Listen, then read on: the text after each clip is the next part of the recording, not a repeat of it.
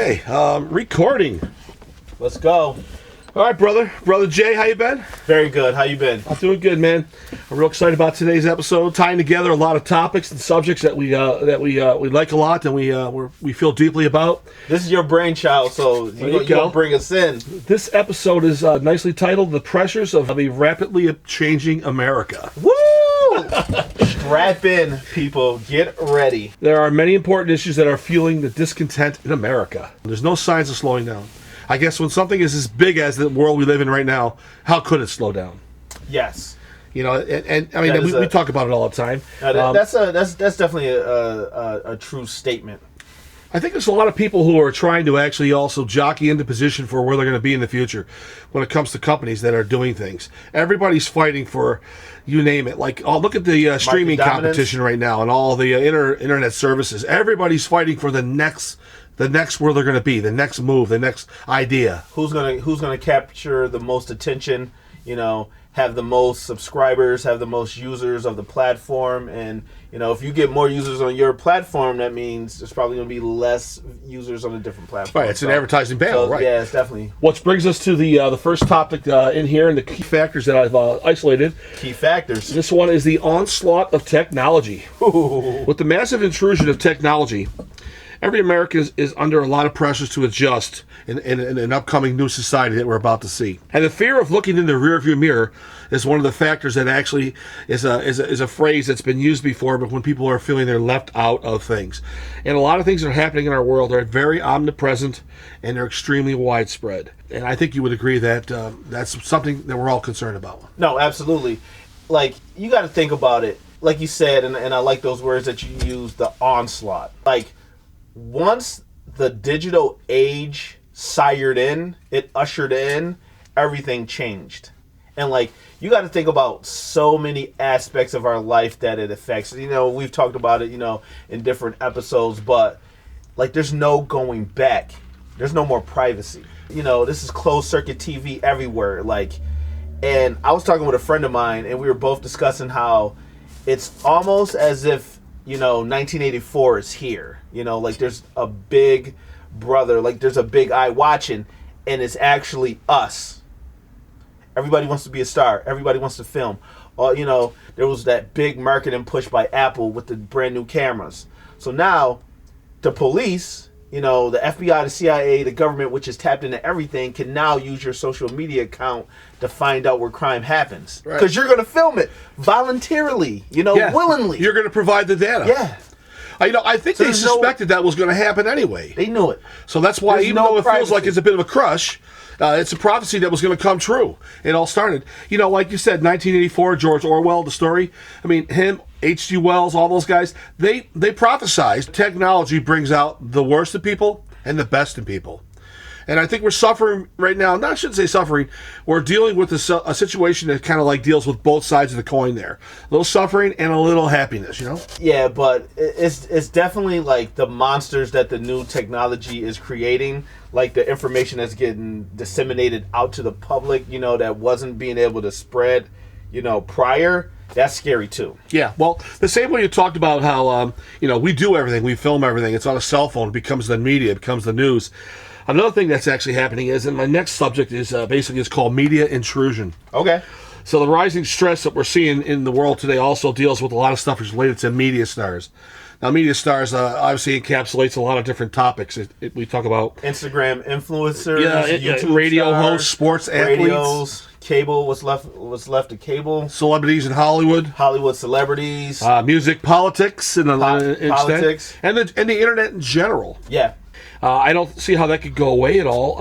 I really don't know what else to say about that. I think we have to sort of cope with it and adjust to it. Yeah, and like we talked about before, there's the idea of fake news. Yeah. You know, where stories are not being vetted properly, like the information is not being actually secured, and it's maybe this story is true, we're going to run it and just go with it, just to get the clicks. It gives you good ratings and they're happy with it. But you sometimes cause widespread panic, and they want people to have that conversation. So now when they, you know, the hot take or the key headline, pandemic, everybody's going to look and be like, holy shit, they're going to be triggered. Now, like, they have to, like, tune in. Yeah. So they know that they're going to get ratings if they start pushing that into the narrative, making that part of the conversation. But because of that fact, that's a perfect example of this media intrusion that I was talking about, because all the people that are related to this particular situation, they hold enormous credibility. Okay. And basically, this social cred that they actually have, these celebrities, major clout that they're able to develop, it's and what they say leaves massive impressions on gullible Americans of all ages. And that's a problem where there's no braking system. It just goes out, unfiltered. Now, 15 to 50, everybody freaks out. That's something I didn't expect would come along with all this technology and everything we're experiencing. One of the problems with the internet is that you have access to all this information. But if you don't have the mental curriculum already inside your brain that really delineate this information, a lot of these things can scare you. Like lack of research, let's say? Lack of research, you don't know the terminology, you start thinking something is one thing when it's not, and then you start to spook yourself out. You start to scare yourself, or you just in general you mislabel something, and now you have a bias towards it because you think it's something that's negative, but it's really not. You're like, oh, I don't want to see that, but you never really got the full information. Right. But it's a lot of things being inundated. Even if you take dieting, you say, oh, diet, calories in, calories out. Now there's the paleo diet, there's the carnivore diet, there's the ketogenic diet, and everybody's like, holy shit, I don't know what's ketone bodies. What are you talking about? Like the paleo diet, Paleolithic times? What's going on? So it's all this different fractured news again, yeah. So it's all this different jargon being inundated on the public without that learning curve time to catch up. So people are just freaking the fuck out because it's too much information. That's funny you mentioned. That's exactly what I was thinking too, because one of the things I like to suggest, and I feel the same way, I've brought it up before in conversations with people, yourself included, be an independent person, be an independent thinker. Ask questions, because this happens a lot. So if you have a better understanding of what's actually transpiring, your life's going to be better, and you're not going to be a nervous wreck. Because of what's happening in the pressures of this rapidly changing America, there's a lot of health issues that are happening. Blood pressures are crazy. There's a lot of problems going on. They're overeating. Diabetes. It's really, the diabetes, it's a mess. Gluten intolerance, IBS. There's definitely a lot of things going on. Check your facts. Be an independent thinker. I think you make you much better in the long run. No, absolutely, I agree. The next little topic here we'd like to unpack a little bit is fiction becoming fact. Young kids and teenagers, they start to accept the streaming information as 100% knowledge, like it's absolutely correct. And, and this could be ages between 15 and 25 also. They have a hard time discerning what's fact from fiction. And I think that's extremely dangerous because, as history tells us, a lot of stuff begins with lies. And then what happens is the incorrect biases take place. And all of a sudden, everything starts going incorrect, and everybody starts believing things differently than what they really are. So fiction, it becomes fact. Yeah, no, I definitely can see your point with that, and like we talked about, there's information that's just not being brought to the public's attention. There's a lot of things going on, on and offline, a lot of breakthroughs being made. A friend of mine, he has sent me a link. I didn't watch the link yet, but I gotta watch it, about a guy. It was a 60 minutes episode where with gene editing, they can edit out the mechanisms that allow your body to be a host for most diseases. I heard about this. Yeah. So they're not doing human trials yet, but they have started clinical trials. So we could be looking in the next 30 years where every baby being born, they can pre-edit the genes. So there be no more of the common cold, all the way up to cancers. They may be talking about. That's pretty amazing. That's problems crazy. with your kidneys and diabetes potentials. Even brain things that can hair happen. thinning, hair loss, just a host of different things that human beings won't have to worry about as they grow older. But nobody's talking about these things. They always want to push the more salacious information to get everybody riled up and against each other, because that's what gets. Well, it's all like headline news is what they're more excited about. Headline news, yes, and the salacious literature, whatever it might be, all the dynamics and the excitement of that. But that's a dangerous path, because then people are going to have a hard time understanding what's fact and fiction. Just try to listen to people and hang with people who are intelligent, who can bring good conversation to your group, whatever that might be. Just don't take everything so obviously as what they tell tell you it is. Yeah, and like double check and triple check. Like when I go to check any information, I never just check from one source. Yeah. Or one outlet. I always go at least 5 different outlets, especially with the level of importance. If it's highly important, if it's close to the vest, then I may take 10 different outlets to make sure that I can get something that's congruent where, like, you know, in this little test of mine, like I keep getting the same outcome and knowing it's not a fluke. Okay, this information is good. Well, there is a lot of intelligent people such as yourself who are actually spewing this type of data, but the people don't like it because it's not like I said, it's not a headline. It's not as dynamic and exciting. But sometimes, just like in school, the most knowledgeable information is not the most exciting. Yeah, it's not the sexiest. Yeah, it's not the sexiest. The people just don't like it. Drink water. That's not sexy, but it works. But it works. You know, the next topic is the depletion of basic resources. And I think possibly the most important factor of the pressures of this changing America are the things that we take for granted. And some of the things that I have singled out here, we'll go through a little by little, is first off, it's food. It sounds very simple. But the common foods that are vastly becoming harder to produce, even though it seems to be as if they're not having any problems. They're always out there. You've got your tomatoes, you've got your oranges, whatever it might be. But there's a lot of work, scientific work going on to provide the food for the massive quantity of people. We take it for granted in America because obviously it's a society that has more money, basically. But it's not easy to do it. And I think then there's the food chain trickle-down effect, which is another thing. I coined this phrase because I think it sounds pretty cool. Everything we eat comes with a cost. Be it health, resources of the product of the food, and the effect on the planet.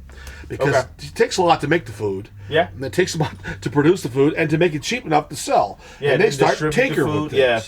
The scientific aspect of tinkering is a very scary subject that nobody touches upon. Yeah. How we preserve the food, you know, how to, like, you know, are there GMOs in the food? You know, how is it being modified? Like, no, there's a host of different things that goes into from you just getting a ham sandwich from the deli. Yeah, with lettuce and tomato and whatever. You know, like, and like you don't know, was there pesticides used on the lettuce? Like, there's a lot of different things, and you know, at what cost? And like, it's very hard to eat organic, grass-fed food all the time because it's so expensive. You know, like, that's what the government and not readily available either. Yeah, and that's what the government should. It's not available dependent on location. Yeah. And where the market is.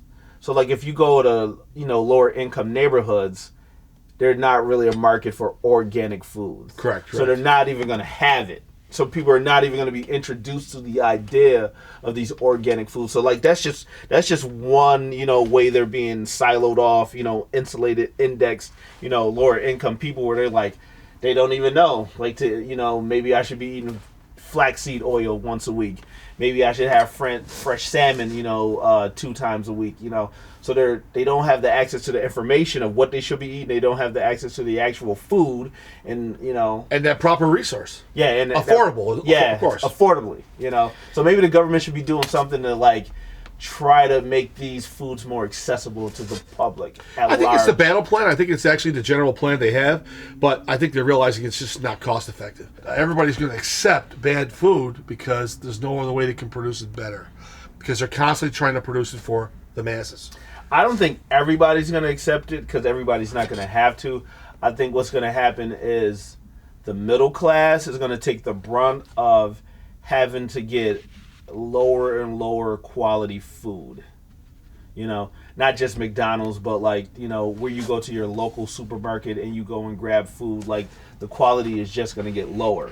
So, like, people don't understand like the importance of having high quality food, what it does, you know, for a young brain, a young mind, and like where the person can go if they have the right resources, that nutritional resource, versus not having it. So that's a big issue. Yeah, it's a major concern. So anyway, I'd like to wrap things up today by saying, look, scaring you folks is not the intention of this episode. All we are hoping for is that you will contemplate these feelings and consider the options for our changing globe, and especially America. You know, we're not scientists, but we have a very, very easy way and a very common sense way of approaching things. And Jolene and myself are very happy that you've listened to us today. Hell yeah. And Henny Boy 2 out. Henny Boy 1. Thank you very much. Good. Yeah.